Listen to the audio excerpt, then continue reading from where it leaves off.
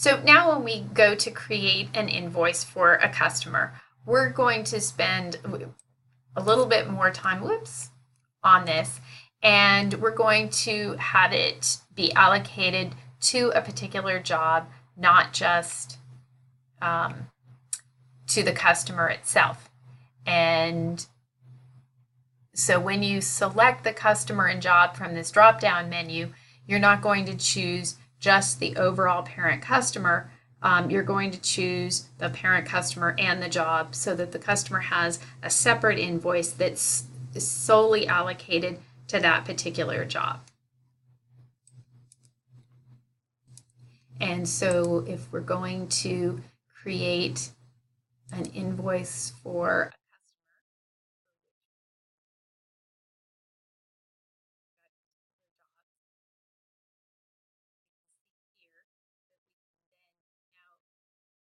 don't want to do this because that does not separate out our particular jobs.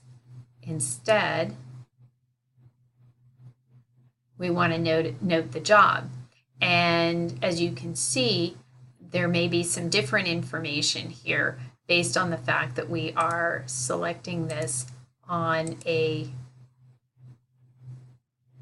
per job basis rather than the overall customer basis. So our recent transactions are going to look just a little bit different based on these.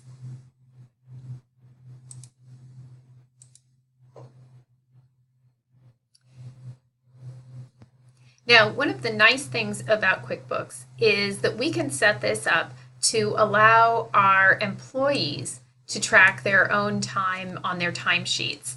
And so this allows us to not have to go back and figure out on payday how each job was tracked. Hopefully, if our employees are properly doing their timesheets every week and ideally every day, and you really want to encourage your employees to do this as they're doing their work.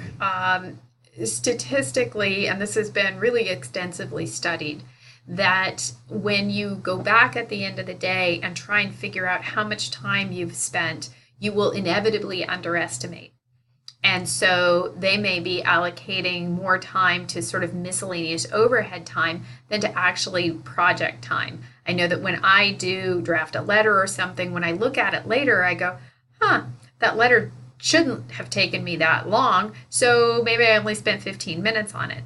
But if I'm really running a timer and tracking it as I'm doing it, what I'm finding is really the time spent formulating the thought and drafting and redrafting and proofreading and editing took me longer than the actual finished product looks like it would have taken. And so that's the time that's often lost. And if you're in a management position, you really want to instill in your employees the need to contemporaneously track their time throughout their day. Otherwise, time will just leak out all over the place and you will have more allocated to overhead. The employees will get to the end of an 8-hour day and may only be able to go back and recapture half of that when really most of it may have been actually billable. And so in order to set up the time tracking, we're going to do that in our company preferences screen. And I will go over, and again, under the preferences, it's going to be under company preferences, not my preferences. And you're going to indicate that yes, you track time. And then there will be a weekly timesheet window for the employees to enter their time in. And so this isn't going to generate the journal entry by itself. However, when that transaction results in an invoice or a paycheck or something of that sort, that's when the journal entry will actually be created. So you don't have to worry about your employees screwing up your accounting program by allocating their time to jobs. And this is what the weekly timesheet window looks like, that the employees will actually see and be able to enter for themselves.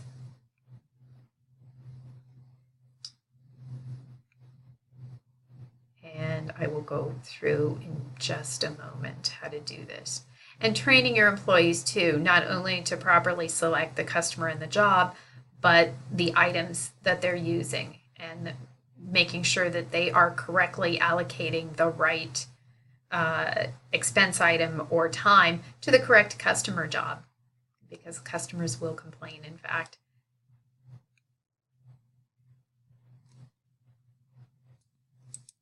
So over here under our preferences, and got to scroll down to time and expenses and company preferences, and this is already enabled. And creating the first day of the work week too also helps have the timesheet show up in a way that is consistent with how your payroll periods go, for example. We want to also create invoices from our time and track reimbursed expenses as income, or maybe we don't.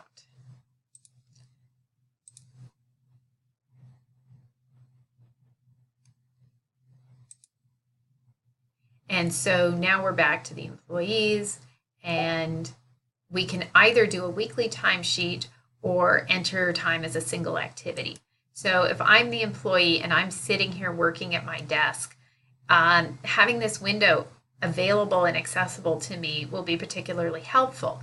And why that is because I can hit a timer and I can start my time. And I regularly do this. If a client calls me, I hit the timer and I'm tracking that time. And clients are very frequently calling us from cell phones these days, and they get their bill and they know how many minutes was spent. And so if they get a bill that is inconsistent with what their cell phone record says, I have run into this situation where I've had colleagues say, yeah, a client called and complained I charged him for 15 minutes and the call lasted for 6 minutes. And you may have a policy and a billing agreement that says I bill in a minimum of 15-minute increments, and that's fine. I also will immediately make notes to the client file as soon as I get off the phone. So while the call may have lasted for 6 minutes, if I spend 2 or 3 minutes doing a note to the file, I will also indicate to that it was a call and that there was also a note to the file. And so here we can have our employee and customer job, and these are service items. And again, for something like that, it may be a standard hourly rate type thing as opposed to something that somebody's actually going to be billing down to the 10-minute increment, 5-minute increment, things like that. And then that will be part of the hourly wages. And then this way, when you go and actually do your employee's paycheck, this will already be preloaded in there, and you don't have to worry about having to go through and manually allocate this employee's hours. Same thing happens when you're doing your customer invoice. All this time has now already been pre-allocated. You certainly want to go through and review it, and you always want to do a double check to make sure that your employees are not somehow entering time incorrectly. And I also want to draw your attention to this little checkbox here. If this was our administrative assistant, where we're merely wanting to track the time, but we're not wanting to actually pass that cost along to a customer, we would have her uncheck this item. And I'm going to just clear this, and we'll instead look at this also on the weekly timesheet. And so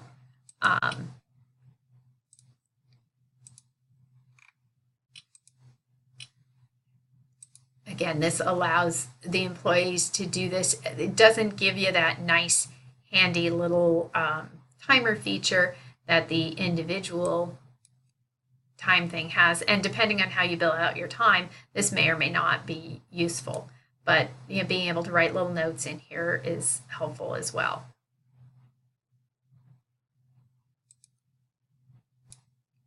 So that now that when we're doing this person's payroll, all this information will be entered in here automatically, And we're not left scrambling around trying to figure this out or manually enter that as we're doing this person's paycheck.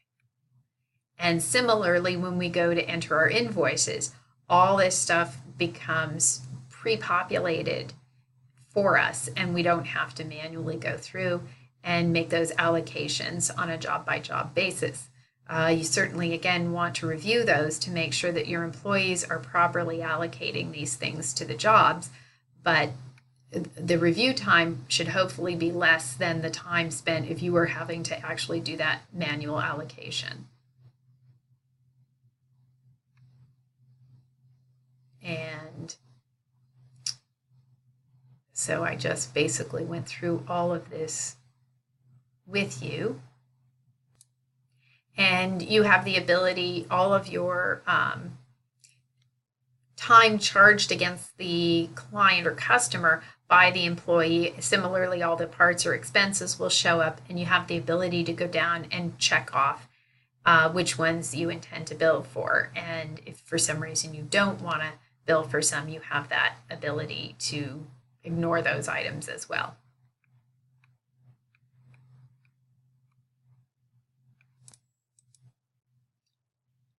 And so creating customer statements, part of our accounts receivable process. We have the ability to do that. That's okay. No, recording a video, pardon the interruption, little work being done on the heating system here. So again, the customer statements are created as part of the accounts receivable process, and that is done from the customer center from that drop-down menu, which I will show you in a moment. We can also print reports by job, and this would be our income statement by job, and we can print time by job summary, so we can see a report at a glance that shows us how our employees are allocating their time.